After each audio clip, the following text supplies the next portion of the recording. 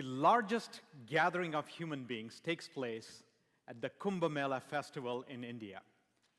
50 million people. And in India, when we say millions, it's actually not hundreds of thousands, but millions of people. It is also the largest collection of Hindu holy men, yogis, mystics. These are career spiritualists who have dedicated their lives to self-actualization. And mindfulness and meditation are part of their practice. Last year, I was at the Kumbh Mela on the banks of the river Ganges in Haridwar in the Indian Himalayas. Early one morning, I was walking along the river when I saw this yogi, and he was not in a yoga pose.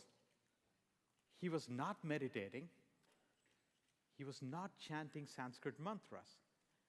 Instead, he was jabbering away on the cell phone. And I thought to myself, what are we doing with the great technologies we built here in Silicon Valley, driving to distraction these professional meditators?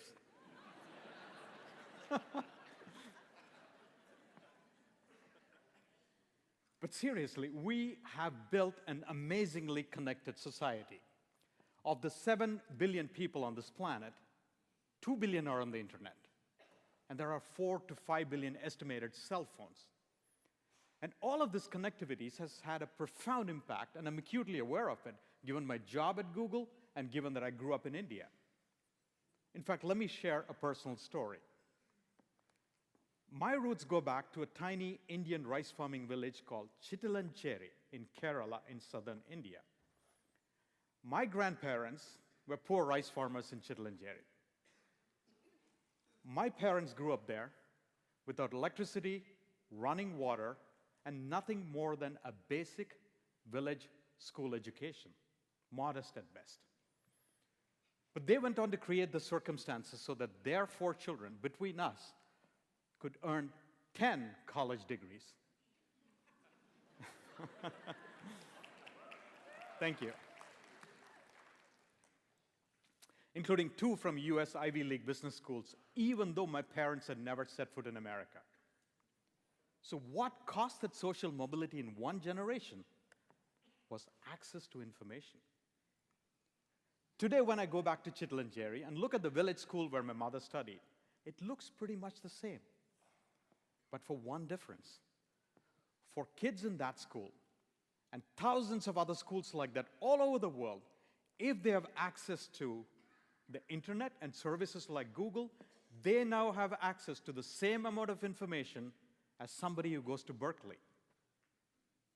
These technologies are leveling the playing field for information for all of humanity, which is fantastic. But these technologies can also drive us to distraction. There is the volume issue. When I go back home today, there are probably 100 messages waiting in my inbox, clamoring for my attention, and it's only a Saturday. Status updates don't understand that it's Saturday night in my life. And there is no volume, there's no dial by which you can turn it down. It is a problem all of us are struggling with. And to deal with this technology, to process all the information that these technologies throw at you, we all have to work with another piece of technology that is the most complex, most sophisticated piece of technology that we know of. It is amazing in its capacity to learn, to be self-healing, and to synthesize data and information.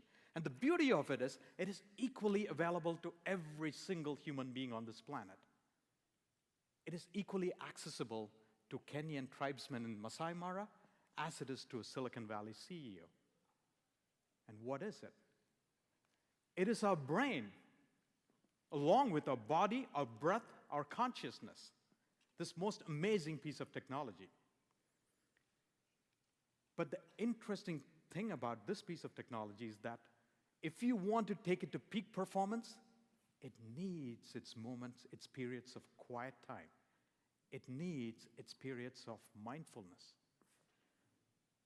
But paradoxically, all these other technologies that we get fascinated with their rings, with their pings, with their tweets, drag us in the opposite direction.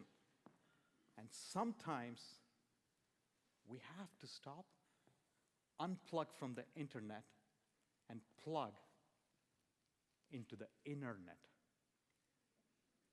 And I want to share with you 5 strategies by which I try to do it, because I walked into the lion's den by choosing a job at Google in Silicon Valley. So there's no dial for me. Here are my 5 strategies.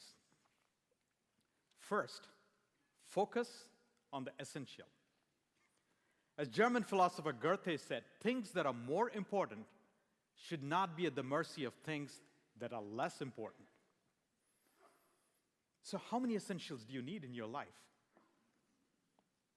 Start with 1, maybe 3. In my case, it is 5.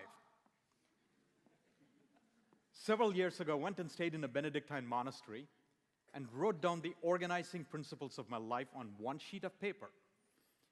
And then I distilled it down to 5 words so that I could carry it around with my fingertips. And for these 12 years, much of the attention of this technology has been around those 5 words to the exclusion of everything else. The second strategy I employ is do one thing at a time. Because this technology is exceptionally good at focusing on a single task, but give it 5 tasks, and it completely malfunctions. I often sit in meetings at Google and listen to a presentation while trying to answer an email. Does this sound familiar? Responding to 3 chat windows and eating lunch at the same time. It's a curse of continuous partial attention, as Linda Stone calls it. But at the end of the session, what I typically find is that I did not engage well with the content that was discussed. I've sent an embarrassing chat message to the wrong person in the wrong window. Yeah. She did forgive me. And I have food on my keyboard and have no idea what I ate for lunch. The third strategy I employ is 1 minute of mindfulness. Whatever mindfulness may be for you. It may be reading poetry. It may be dance. So I've committed myself to for me, mindfulness means yoga and meditation, my primary practices. So I've committed myself to 1 minute of yoga and 1 minute of meditation every single day. Now that should strike you as the most ridiculous, pointless idea from this conference, right? You should ask for your money back. But I used to have this fancy goal of I want to do yoga for 1 hour and meditate for 30 minutes every single day. How often I did it? Never, because I had a good reason. I don't have the time. Till a wise friend of mine with a lot more wisdom than I have told me, Gopi, start with 1 breath. Because even when you want to meditate for a full hour, it's really 600 breaths strung together. I thought about it, and since I'm a neurotic, compulsive overachiever, I said, I can exceed that. I can do a whole minute.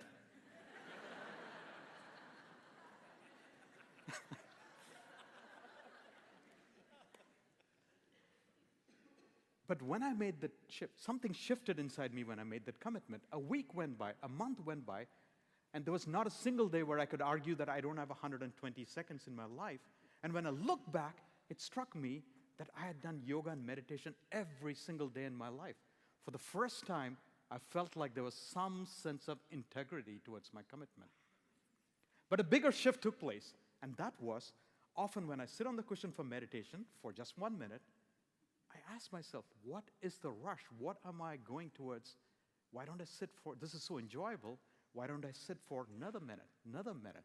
And often I end up sitting for 3 minutes, 10 minutes, and like last night, effortlessly, I meditated for a full 30 minutes. Aha, magic happens. The fourth strategy is making appointments for mindfulness in your calendar. But more importantly, make it absolutely non-negotiable, non-erasable. That delete button for that appointment should be completely gone. Find 1 anchor in your life every week that you'll absolutely, totally commit to no matter what happens. For me personally, I have 3 anchors that are completely non-negotiable every week.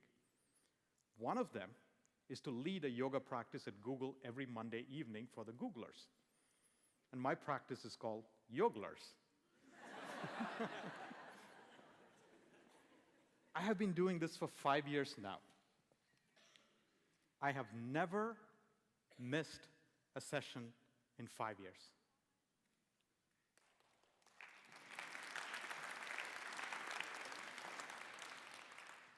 Thank you. Unless I'm traveling, in which case I find a substitute and I take a practice with me on the road. So I've taught at the Google office in Tokyo, and I've led the practice in Buenos Aires. Meanwhile, somebody else is continuing the practice here. But that is one non-negotiable anchor in my calendar that I refuse to compromise on. So find your non-negotiables. The fifth strategy is to friend yourself. All of us are proud of the fact that we have hundreds of connections on Facebook, that we have thousands of followers on Twitter. It's amazing that these technologies allow us to establish these relationships with thousands of people around the world. But the most important relationship we can have is the one with ourselves. The most important relationship you can have is the one with yourself. So listen to the tweet of your heartbeat.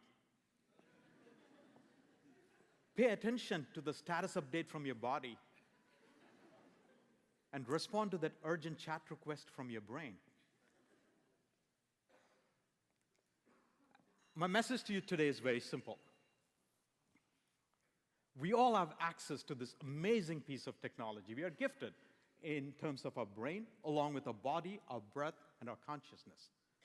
But to move this technology to peak performance, it needs its periods of mindfulness. It needs you to plug into the internet. So the question I want to leave you with is this: how will you commit to something today to ritualize something into your life to allow your core piece of technology to move to peak performance by plugging into the internet? How? Namaste.